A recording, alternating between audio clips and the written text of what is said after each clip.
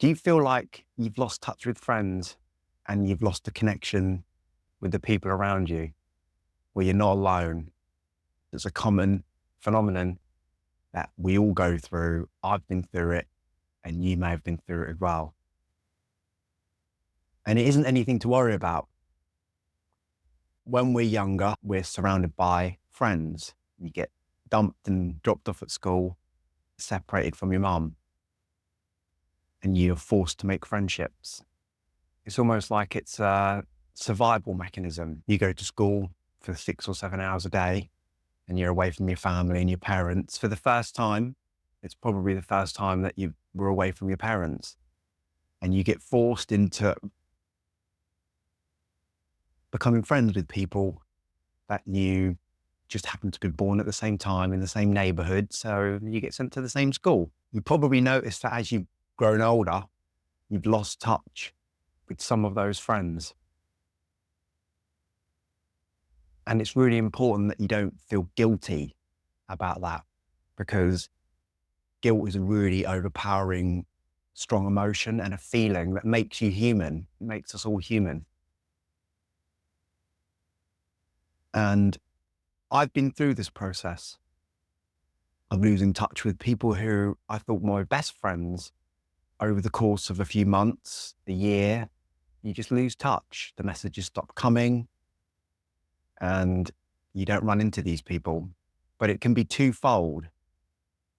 It can work both ways. If you've been in a position where certain people have tried to include you and you've, for whatever reason, been too busy, you've got other stuff going on, well, then that's also nothing to be concerned about, because this is the game of life. It's like we're all on a board game and we roll the dice and we move around each segment. And each segment is a different phase of your life. And that's really important to remember, that your life is segmented into phases. So if you've lost touch with people you might have held dearly and you might have spent an awful lot of time with, if you reminisce and think back to the things you've done with friends over the years, you've spent so much time with these people. And the fact that you might not be in contact with them now, it doesn't matter. It's okay. What's important to take from friendship is the time that you spent together and the memories that you experienced together, because nobody can take that away from you. Nobody can take away your memories and your fun and enjoyment and the excitement of the friendship and of the experiences that you experience together. That's a really interesting way of looking at it, because spending time with a friend and having friendships is about the experience of the friendship. It's not necessarily about the person specifically.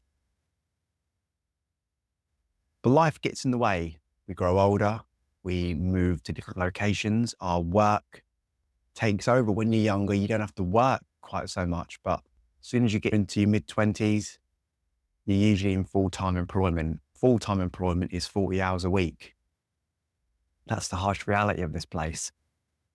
So by default, if you're spending this much time working, then it's only natural that you don't have as much time to see your friends. It takes longer for you to send that message, to reply to that WhatsApp message. It takes longer for you to reply to that email. It's not because you're disinterested or you don't care about the people or they don't mean anything to you anymore.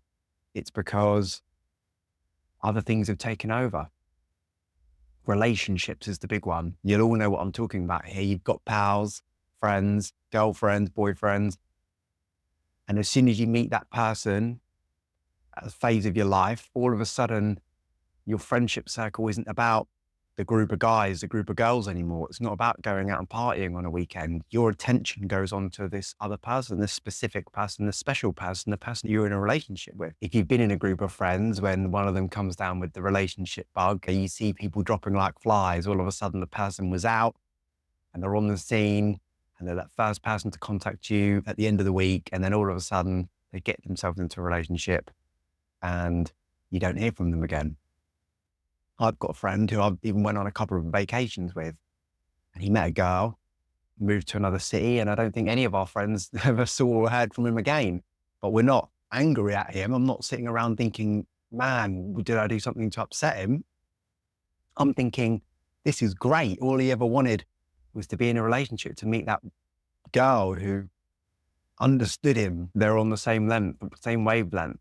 They were on the same frequency together. And he met that person, and I'm happy for him. And our friends are all happy for him, because that's what his life is about. And that's also interesting, because your life is on a path. You have your own path, which is in front of you, and it's stepping stones. And your friends are on another path.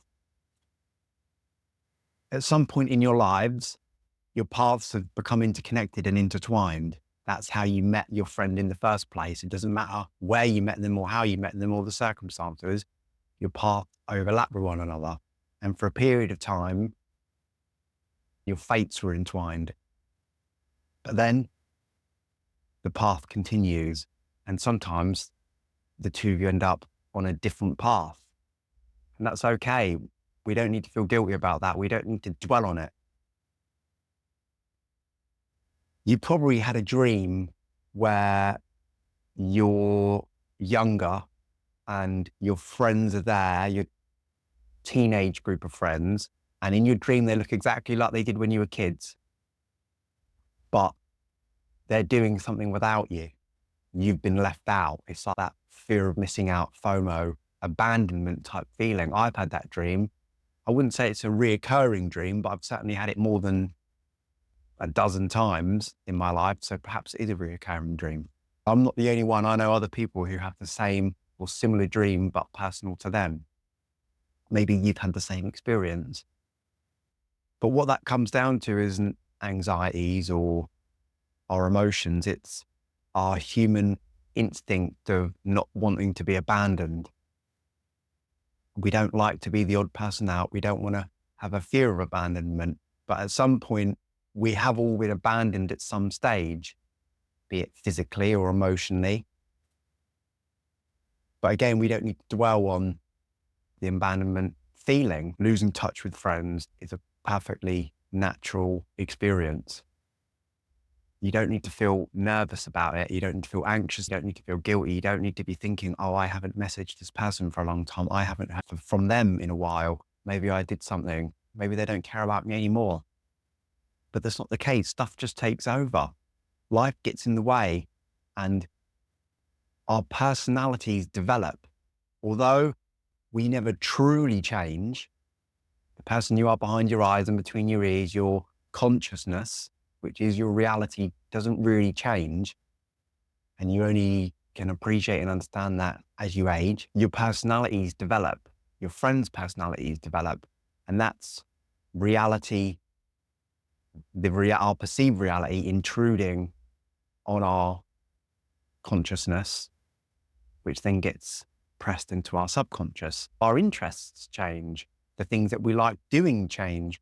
There's this idea that we have to grow up, and the things that you did when you're 21, you can't do anymore because now you're an adult and you have to wear adult clothes and do adult things and think like an adult. But you are whoever you feel you are. You are what you believe you are. Many people, and this could be you, again, I know a few people who are exactly like this, and I fall into this category as well, is that we enjoy our own company. A lot of people don't need to be surrounded by loads of people. Some people need to be surrounded by other people all the time, and there's a psychological reason for that, because there's a reason for everything. But that might not be you.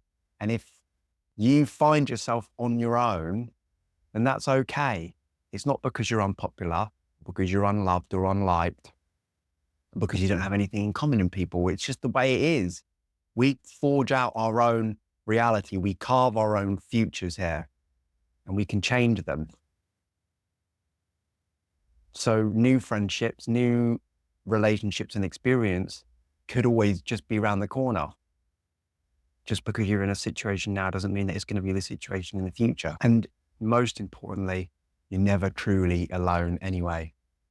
It doesn't matter where you are, what you're doing, how you're feeling, you're never alone.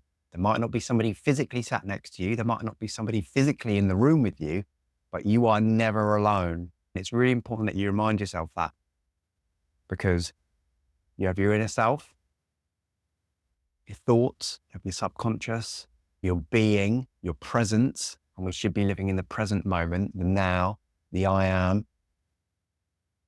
We're engulfed in this reality. You can always connect with the universe. You can connect with God. You can connect with source. So we aren't never alone. We can meditate. We can use mindfulness. The important thing to note is that losing touch with people, losing touch with friends, even losing touch with family, it's okay. It doesn't mean that you're different. It doesn't mean that you've made poor decisions and that things just haven't worked out the way that you'd hoped. All your friends are sitting at home or wherever they are, and they think the same thing. They're having the same dream with you in it, and you're leaving them out. This is just the bizarre world that we find ourselves in. And it's the bizarreness and strangeness of society, civilization. You should always be focusing and reminding yourself that you are the center of your own universe. That doesn't mean being selfish. It just means that you need to remind yourself that you make your rules, you make the rules, you set the conditions, you set where those goalposts are. And don't let anybody tell you anything different. You're in charge, because your life has purpose and your life has meaning, and you have everything to look forward to. The world's an amazing, wonderful, beautiful place, and you're an individual human being. You have consciousness. You're watching this now, and we should be grateful for being alive, and we can experience and we can feel and we can love and we can develop connections if we want to. But you're in control of your own life. If you've enjoyed our chat, please like and subscribe. And like always, I will see you folks on the next one. Bye-bye.